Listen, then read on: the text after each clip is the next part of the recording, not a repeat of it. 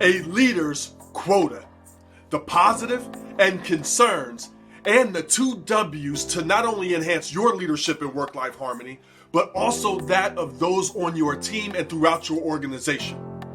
No matter what you feel about quotas, the truth is a lot of companies have them. A lot of teams have them. A number set to make a benchmark to set a standard and expectation of what success may mean for them. Now, whether you like it, whether you love it, it's there. So how do we best lead in spite of it and without it? And the first thing we must do is be able to look at the positive. Since it may not be going anywhere within your organization, or you feel it's a great idea, the positive is that all of your people are aware. Everyone does know the number to be hit. Everyone knows what it takes to be successful within this organization.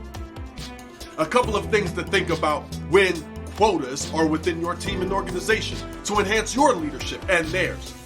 Number 1, looking at that quota, and is it reasonable, doable, and fair for your team and the current circumstances of life? It would be absurd for restaurants to think that they could fill full capacity, or hotels to think that they could fill full capacity through the global pandemic that we're currently in, based on when you're watching this. So is it reasonable, doable, and fair for the team that you have and the current circumstances of your clientele, the world? Number 2, can we evolve the quota? So many restaurant owners and business owners may not fill to capacity inside the restaurant. However, they got creative and they evolved it based on outside dining, takeout, and ordering. So there are ways that you can evolve the quota and the things that it takes to meet it. Lastly, do your people, whatever the quota is, do they have the tools to be successful? I can't tell you how many organizations I'm honored to be able to work in. And this is the number to be met. This is the expectation. Everybody knows it. And believe it or not, so many employees are willing. They want to do a great job. They want to hit that number, as well as being rewarded for it. However, do they have the tools to be successful? That machine that will allow them to hit that number is faulty. You've known it's faulty, and it's been faulty for years, slowing down the process, production. The employee that keeps coming to you with great ideas to enhance it, that wants more training so they can be better. But as managers and not leaders, we ignore it. Be sure that as a leader and as an organization, that we aren't at fault for the quota not being met. Is it reasonable, doable, and fair for our people? Can we evolve the process or the number? And lastly, do they have the tools for success? Now, what about that concern? I don't like saying negatives. I'd rather maximize the positives and manage the concerns. Here's the biggest concern for having a quota. So many times that number, that set number, that expectation becomes more important than our people. Now, I know you as a leader don't mean that to be the case. You care for your people. However, when we focus so much on that number, it can make our people feel like dispensable cogs in the system. Perhaps that newly promoted leader is so focused on the numbers because they are focused on managing because they don't yet know how to lead. So all of the bureaucratic jargon and the numbers are spit out first and throughout the process of the day, making your people feel like dispensable cogs. And the truth is, all of us are. Someone stops working for you, passes away tomorrow. You will put out on Indeed, you will interview, you will hire, and people will be replaced. However, as a leader, you know not to say that. We know not to say that out loud. And too many times that number, that quota, makes people feel like that. Maybe it's that leader that's been there too long and they're burnt out and bored out, and all they focus on is that number and that quota instead of their people. What if you're that leader and you're sharing it, and because it's so important that that's all you focus on, because that's helps you to climb up.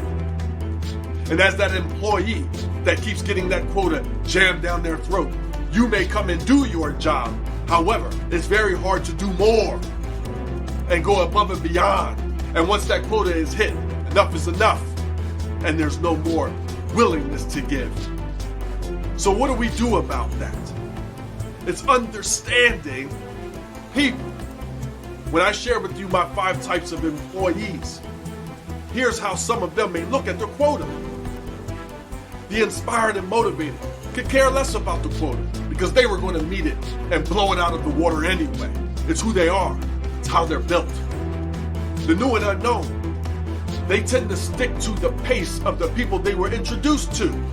So it's very important to get your new and unknown around the inspired and motivated very quickly. Your steady streams, it's the people you can count on. It's your worker bees, and we all need worker bees. That is so important and so valuable to every organization. They were going to hit the quota anyway. How do we keep them motivated to go beyond? The here but not here's. Remember, there's 2 types. You have the negative type that are TGIFing on Friday, on Monday, Tuesday, Wednesday, and Thursday, and rather be anywhere else, sometimes trying to get fired. And then you have the dreamers that their dream is to be somewhere else, and that's okay. Some of them may not care about the quota because they don't plan on being there long anyway. Sometimes they do. And then you have the grouches. Maybe they don't hit the quota. Maybe they don't care at all about the quota. However, here's a dangerous part. They always meet the quota. However, how they do so with a negative attitude, gossiping, griping, can make it so unbearable for you that the quota is important.